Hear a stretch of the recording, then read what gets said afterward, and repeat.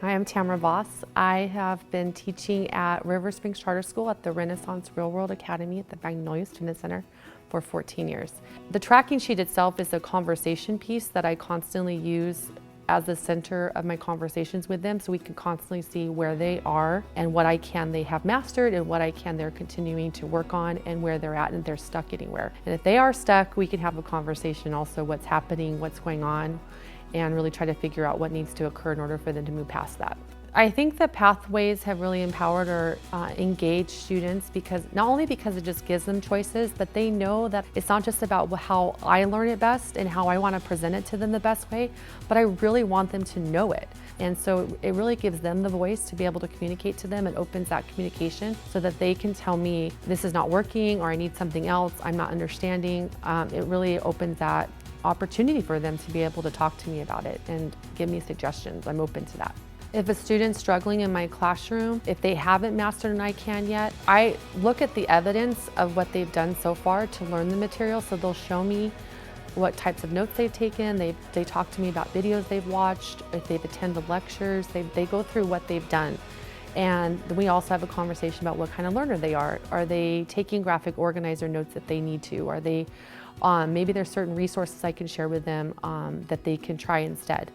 And we'll go through that conversation and come up with an idea. Sometimes they're just not test takers, no good test takers, and they have trouble with the multiple choice tests. So maybe we'll have a tutoring session and I'll sit with them and we'll go through some of the areas that they're struggling with.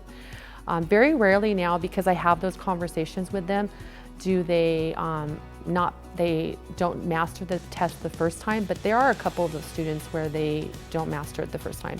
They take the test and they totally fail it.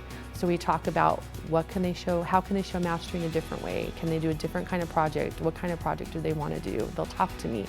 And we really just have that conversation to kind of spur on some ideas, and then we document what they're going to do on the iCan tracking sheet as an agreement as to this is what they're going to do and by what date, and then we agree to that. That's what they're going to work on. For the assignments themselves, I initially create pathways with lots of different options, taking in consideration all the different types of ways students like to learn. I even have more than one textbook option, and then I get feedback from the students about different kinds of things they want to see on there. So even my students help create the pathways, not only by giving me feedback, but they sometimes will tell me what types of projects I can put in there and what kinds of things they want to create to demonstrate their mastery of the learning. They don't feel like it wastes their time. Like, I value their time, not having to sit down and take notes a certain way because I said that that's how they have to take it, but rather they have a choice of how they're going to do it and they're going to be able to learn the material. So it really values their time. A lot of them tell me that. I had a conversation just today with one student and she says, I'm just getting so much done, I feel so accomplished, I'm really learning, I'm ready to move on. And she just felt really, I think, for a better word, empowered, to be able to have that kind of control over her education.